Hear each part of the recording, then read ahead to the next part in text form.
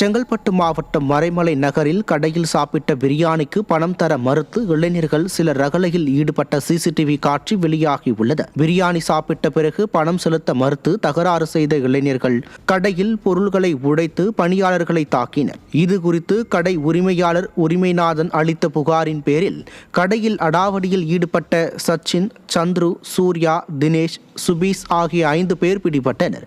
தீய சக்தி திமுக ஆட்சிக்கு வந்த நாள் முதல் ரவுடி கும்பல் கடைகளில் பணம் கேட்டு மிரட்டுவது, ரகளையில் ஈடுபடுவது அதிகரித்துள்ளதாக புகார் எழுந்துள்ளது. திருவாரூர் மாவட்டத்தைச் சேர்ந்தவரிடம் 20 கோடி ரூபாய் மதிப்பிலான சொத்துக்களை அபகரிக்க முயல்வதாக விடியா அமைச்சரின் உறவினர்கள் மீது புகார் அளிக்கப்பட்டுள்ளது. சிவசுப்பிரமணியன் என்பவர் தனது வீட்டை அபகரிக்க முயன்றதாக தொழிற்துறை அமைச்சர் TRP ராஜாவின் உறவினர்கள் மீது புகார் அளித்துள்ளார். அவர் வீட்டிற்குள் அத்துமீறி நுழைந்து தாக்குதல் நடத்தப்பட்டதாகவும், கண்காணிப்பு கேமரா உடைக்கப்பட்டதாகவும், மனைவி, குழந்தைகளை கொலை மிரட்டல் விடுத்ததாகவும் கூறியுள்ளார். காவல்துறை நடவடிக்கை எடுக்காததால் மத்திய மண்டல IGயிடம் முறையிட்டுள்ளார். தன் உயிருக்கு பாதுகாப்பு தேவை என்றும் அவர் கோரிக்கை வைத்துள்ளார். அது முடிஞ்ச உடனே மறுநாள் என்ன செஞ்சுட்டாங்க, 11 மணிக்கு வரைக்கும் மறு புகார், நான் கொலை பண்ண முயற்சி பண்றேன்னு மறுவாட்டி புகார் பண்றாங்க.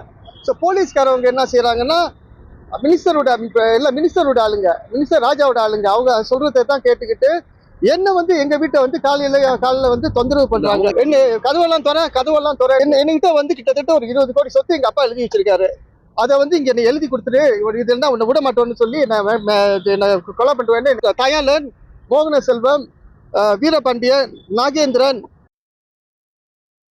திருச்சி விமான நிலையத்தில் 1,22,00,000 ரூபாய் மதிப்பிலான கடத்தல் தங்கம் சிக்கியது. ஷார்ஜாவிலிருந்து திருச்சி சர்வதேச விமான நிலையத்திற்கு வந்த விமானத்தில் வழக்கமான சோதனை நடைபெற்றது. அப்போது ஐஸ் கிரஷர் மின்னணு சாதனத்தில் உதிரி பாகத்திற்கு பதிலாக 1398 கிராம் தங்கம் மறைத்து கடத்தி வரப்பட்டது தெரியவந்தது.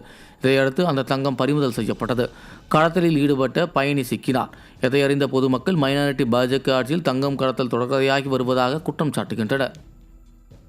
சேலம் மாவட்டத்தில் இருசக்கர வாகனங்களை காவல்துறையினர் திருடிச் செல்வதாக இளைஞர் தெரிவித்த வீடியோ சமூக வலைதளங்களில் வைரலாகி வருகிறது. நாள் ஒன்றுக்கு 5 இருசக்கர வாகனங்களை திருட வேண்டும் என காவல்துறையினர் வற்புறுத்துவதாகவும், திருடிய வாகனங்களுக்கு 500 ரூபாய் கொடுப்பதாகவும் அவர் தெரிவித்தார். திருடப்பட்ட வாகனத்தின் உரிமையாளரிடம் 5000 வாங்கிக் கொண்டு அதில் 500 ரூபாயை தனக்கு காவல்துறையினர் தருவதாக இளைஞர் தெரிவித்த வீடியோ பொதுமக்கள் மத்தியில் அதிர்ச்சியை ஏற்படுத்தியுள்ளது. நிர்வாக திறனற்ற ஸ்டாலின் கட்டுப்பாட்டில் உள்ள காவல்துறை நூதன முறையில் திருட்டு வேலையில் ஈடுபடுவதாக பொதுமக்கள் குற்றம் சாட்டியுள்ளனர். கோவை காந்திபுரத்தில் தனியார் பேருந்தில் மூதாட்டியிடம் 3 சவரன் தங்கச்சங்கிலியை பெண் பறித்து சென்ற சம்பவம் பரபரப்பை ஏற்படுத்தியுள்ளது. சமயபுரம் கோவிலுக்கு சென்றுவிட்டு தனியார் பேருந்தில் வீடு திரும்பிக் கொண்டிருந்த மூதாட்டியின் பின்னால் நின்ற பெண் தங்கச்சங்கிலியை பறித்து பேருந்தில் இருந்து இறங்கி தப்பி ஓடியதாக கூறப்படுகிறது. தனது கழுத்தில் தங்கச்சங்கிலி இல்லாததை அறிந்த மூதாட்டி அதிர்ச்சியில் கூச்சலிட்டதை அடுத்து பேருந்தில் இருந்த சக பயணிகள் காவல் நிலையத்தில் புகார் அளித்தனர். நிர்வாக திறனற்ற ஸ்டாலின் கட்டுப்பாட்டில் உள்ள காவல்துறை கும்பகர்ண தூக்கத்தில் இருப்பதால் வழிப்பறி, கொள்ளை உள்ளிட்ட குற்ற சம்பவங்கள் நாளுக்கு நாள் அதிகரித்து வருவதாக பொதுமக்கள் குற்றம் சாட்டியுள்ளனர். செங்கல்பட்டு மாவட்டம் ஒரகடத்தில் இளைஞரை கத்தி முனையில் தாக்கி வழிப்பறியில் ஈடுபட்ட 7 பேர் பிடிபட்டனர். மேற்கு வங்காளத்தைச் சேர்ந்த ஆகாஷ் குப்தா என்பவர் ஒரகடம் மேம்பாலம் அருகே சென்றபோது மர்ம நபர்கள் அவரை கத்தி முனையில் மிரட்டி தாக்கி 10,000 ரூபாய் பணம் மற்றும் நகையை பறித்து தப்பினர். இதில் அவர் மருத்துவமனையில் அனுமதிக்கப்பட்டார். இதையடுத்து நெல்லையைச் சேர்ந்த 7 பேர் சிக்கிய நிலையில் வழிப்பறிக்கு பயன்படுத்திய காரும் பறிமுதல் செய்யப்பட்டது. திராவிட மாடல் ஆட்சியில் நாளுக்கு நாள் அதிகரித்து வரும் வழிப்பறி சம்பவங்களால் பொதுமக்கள் அச்சமடைந்துள்ளனர். திருவாரூர் மாவட்டம் நன்னிலம் அருகே பேத்திக்கு பாலியல் தொல்லை கொடுத்த தாத்தா போக்சோ சட்டத்தின் கீழ் சிக்கினார்.